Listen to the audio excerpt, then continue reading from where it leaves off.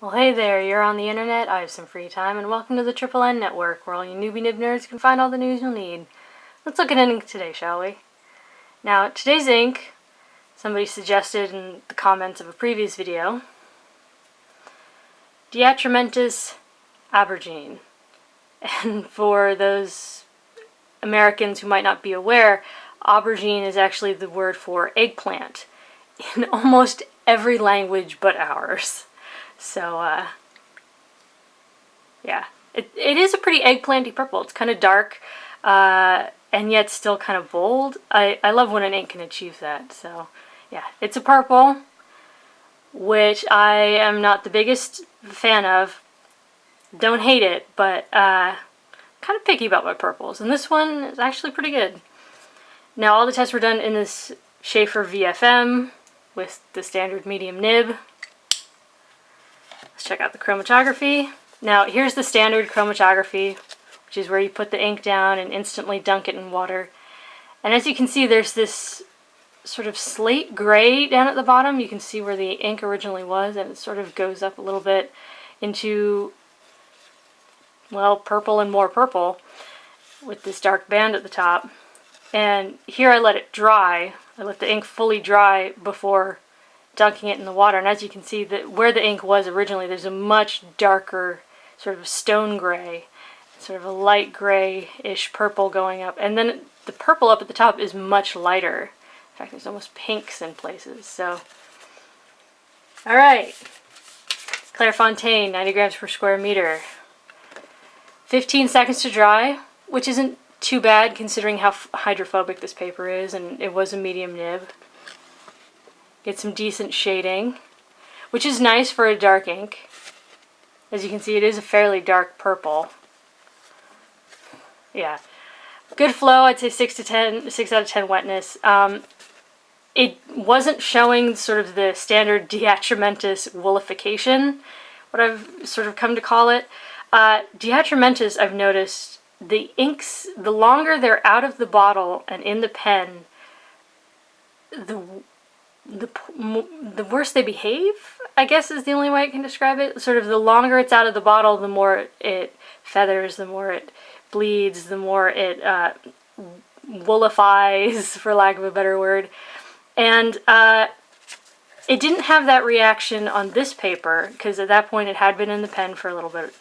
But yeah, there was no bleed, no feather, no spread, no sheen, no echo, so it was a pretty good showing. The water test isn't bad. As you can see, it did dye the page, and a lot of it did wash away. But what's at the center is actually pretty clear and pretty dark, so that would be recoverable. So here, it didn't do that DeAtramentis woolification thing. But here on Rhodia, 80 grams per square meter, it did. There were a few spots of sort of freak feathering, like you can see in the D in DeAtramentis. Dry time was 9 seconds, which was nice, but it did sort of take up a bit of a woolly texture. That's really the only word I can use to describe it. And there was near bleed in places. Okay, water test, but... And on a nice paper like Rhodia and a medium nib, I generally like to see a bit better. But yeah, there is some shading, and it is a nice purple, but the water test really isn't as impressive. It did dye the page. It did sort of feather and explode a bit, and as you saw, it started to bleed through the page. So next is Tomoe River Paper, where it took 17 seconds to dry. So naturally it took a bit longer. Great shading. I feel like here you really see some of that vibrancy. I say down here that if it had been in a wetter, broader nib, it might have been a sheening ink. I feel like, I really do feel like that. Like it might have been able to sheen on this paper if it had been really laid on thick. But yeah, here I feel like you can see in the writing, there's really nice shading. It's a very nice color. There might be some echo consideration because this is a fairly dark ink and this is very, very thin paper.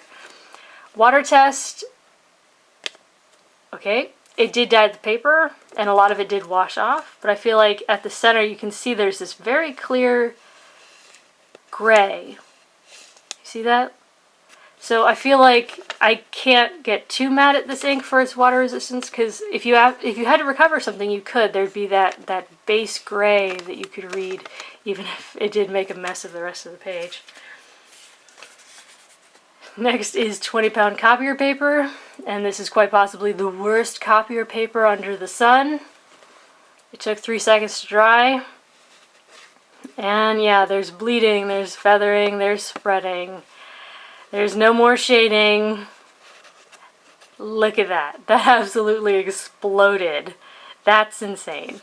And look at what the paper did. And like, it has a weird texture. But anyways, yeah, again, what's at the very center is pretty clear and pretty dark, but there's this color explosion going on. And that's more bleed than I like to see in a medium pen. But, as I said, this is probably the worst copier paper ever. Next is Mead Notebook Paper, where it took 2.5 seconds to dry. And, yeah, there was bleeding and there was feathering. And there wasn't much spread. And look at how this paper reacted to water. It literally sucked the water up. And again, kind of like we saw in the copier paper, there's that central darkness, but there is that explosion of color. So if you had to recover something, you would be able to read it, but there'd be sort of a tie-dye explosion. And there is some bleed, but this is Mead. Lastly is Moleskine notebook paper, but this is that freakishly good Moleskine notebook paper, so take this with a grain of salt. Here, you do see some shading. You do see a little bit of feathering. 10 seconds to dry. Yeah. Don't expect these results with most Moleskine paper, I'm sorry to say.